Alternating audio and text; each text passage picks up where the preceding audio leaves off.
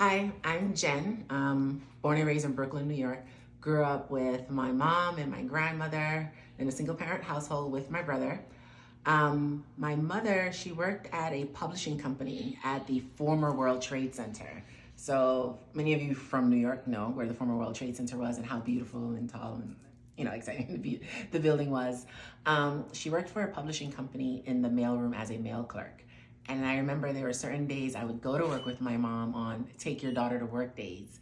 And because she was a mail clerk, she had the opportunity to go up to these beautiful offices and deliver mail. So I would always see these people sitting in their cubes, all dressed up really fancy. And the first thing that went through my head, wow, these people got money. Whatever they're doing to sit in these cubes, I want to go and sit in these cubes as well. So pretty much that was like my very first introduction to corporate America. Fast forward, went to Fordham in Columbus Circle for all the New Yorkers out there. Decided to also do my MBA at Fordham, wasn't leaving New York City. Shortly after I did my MBA, I landed an associate position at an investment bank. Now, I tend to be extremely, overzealous sometimes. So I gave myself like a 7-year goal to make it to partner. So fast forward 3 years later, I was gunning for promotion to vice president because you have to do these in levels. So the way these promotions work, you pretty much gotta like campaign. So I was campaigning, pretty much getting people who never even worked with me to vouch for me during like a committee meeting to say, yes, Jen, you can be vice president. So yes, had conversations with my manager, was preparing and was game planning. And then they announced promotions in December. And then come December, I'm all excited, waiting to get my promotion. And I was not promoted. I was devastated. But, being the person that I am, I was like, persevere, push through. I'm very determined. So going into year 4, everyone has had conversations with my managers.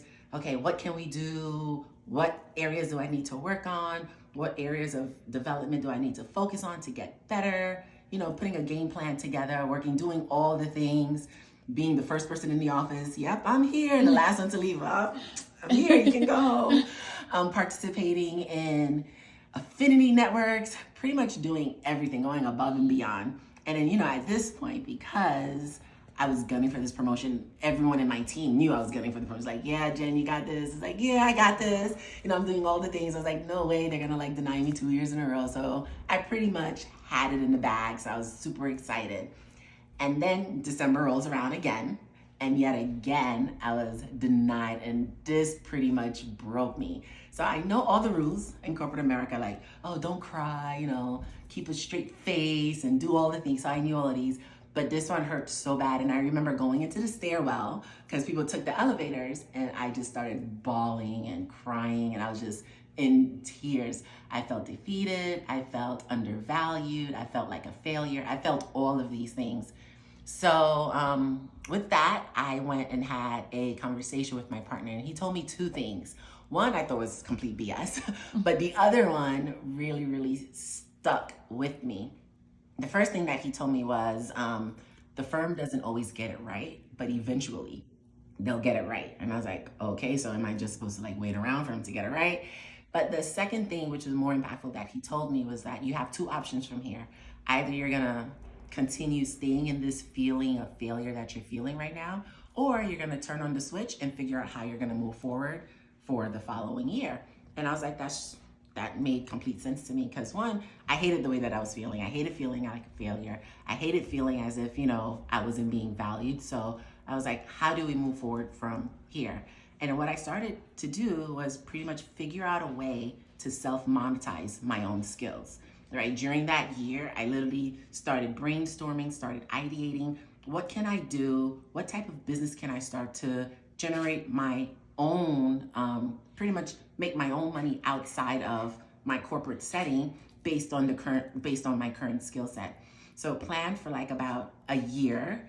And then December came around. I had a whole business plan together. I knew what it is that I wanted to do. I was eventually promoted to vice president that 3rd year. And they announced promotions in December, I believe, and then I ended up leaving my firm in September. And then in September, I started a trucking company. This was, I want to say, in 2019.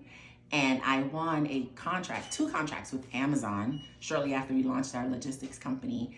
And I want to say during the pandemic in 2020, our company made $10 million.